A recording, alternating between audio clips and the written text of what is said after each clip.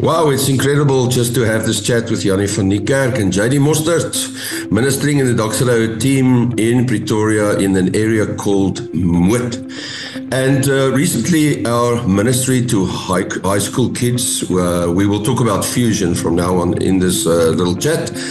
It really just exploded in the Moot. So maybe you guys can tell me the concept and the idea of shifting to a Sunday evening. Where did that come from and how did that happen? Thank you, John. I think part of the excitement in our hearts was, especially in mine, I have a big ministry, of a love for ministry to younger people. I think there's a big need for them. And being a youth pastor for 10 years, one of my biggest desires was to have a Sunday evening service where we can minister to the youth there. But we never had the opportunity. And then JD came in and we appointed him as the new youth pastor. And he had a big passion in his heart for youth ministry as well. And me and our senior leader, Jaapie Venter, we sat together and I said to him, let's give this guy a chance. Let's take the chance to take our evening service and make it half an hour earlier and make a second evening service. So we've got 4 services running, but focus that evening service with the best tech, the best location, everything for the youth. And we launched, I think, on that first night. Yeah, 15th of January, 2024. 2024. We had over 100, what was it? We started with 148. That was our first fusion service on a Sunday evening, yes. Okay, so JD, tell us a little bit about the non-negotiables. So I went to visit you guys a couple of weeks ago and our excitement about this, and I'm hoping that this will stir faith in many of the other people who are listening to the story. The non-negotiables, you guys start at 7 in the evening, so the first evening service obviously is at 5:30 then, and what are those things? It was surprising that you didn't allow me to sit amongst the fusion kids. So tell us the story. What are the non-negotiables? Yeah, John, unfortunately, you're just a bit too old to be a teenager. I know all of us are teenagers in our hearts still, but unfortunately, we're not there. Yeah, so non-negotiables it's a teenager service. It's for fusion. So if there's parents that wants to sit in just to see what we're doing, they need to be on the gallery. Because we want to create a safe space for the teenagers to express themselves on their own ways. Now, obviously, if a teenager sits there and there's a mom or a dad next to him or her, they're going to be like, I'm not going to put up my hand if there's maybe an altar call or something like that. So just to keep it a teenage service, we said, listen, no adults at the bottom, only at the gallery, and then obviously they can only go to the bathroom before or after the service as well, just to keep them inside, because in service we don't have people that can maybe have an eye over them, but we have a security team that also patrols the whole service outside. We've got 2 or 3 young adults. Normally it's not teenagers, it's young adults, just because they bring a bit more authority over the teenagers. They will patrol between the service outside of the church to make sure that there's no teenagers walking outside or doing stuff they shouldn't supposed to be doing.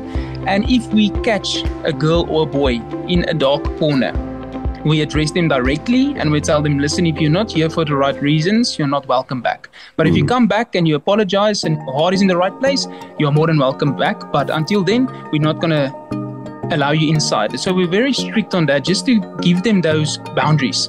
To listen, in a fusion service, we're going to have fun. We're going to learn about Jesus.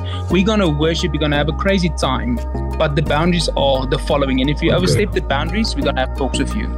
I really love the way that when you started the service, where with the icebreaker and the fun element, and then seriously challenging the fusion kids that we are going to worship now. This is not a sing-along. I love that. I love the fact that the word is prominent in your messaging, and I also love the fact that you concluded within the hour. So some of the parents sit outside. There's a whole coffee space, and that's very smart, because then there's this community building around this ministry to high school kids. So I want to end with just some of the victories. Tell us 1 or 2 of the victories, and also how many kids are attending at this point now. I think as we started to grow the process, me and Jannie had a chat of maybe baptizing teenagers on the same Sunday as when we baptized the adults in the third morning service. And now at the point, I think if I can go back correctly, remember, I think we're standing on 68 kids that was baptized so far through the fusion service. So 68 kids that said, listen, I want to give my life to Jesus. I'm laying my old life down. I'm starting new with Jesus.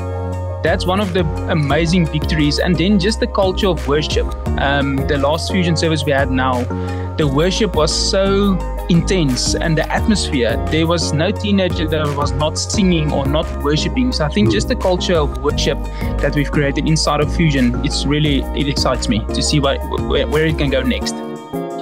Glorious, Yanni. Part of the celebration is also that you can see that the parents are actually excited to bring their kids to church.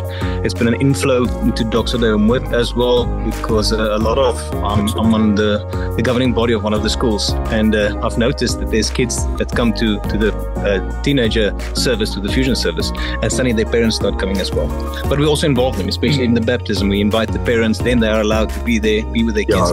And there's a lot of testimonies coming from parents saying that my kid's life is actually being changed for the better since they started attending and started joining a big, large group of kids that really love Jesus, and it's just open with their relationship with Jesus. Glorious. So I sat on the gallery, and it was incredible to look over 340 youngsters in the evening that I was there. So I want to congratulate you guys and thank you. And I also want to celebrate as a Doxa family that we are seeing momentum for that generation.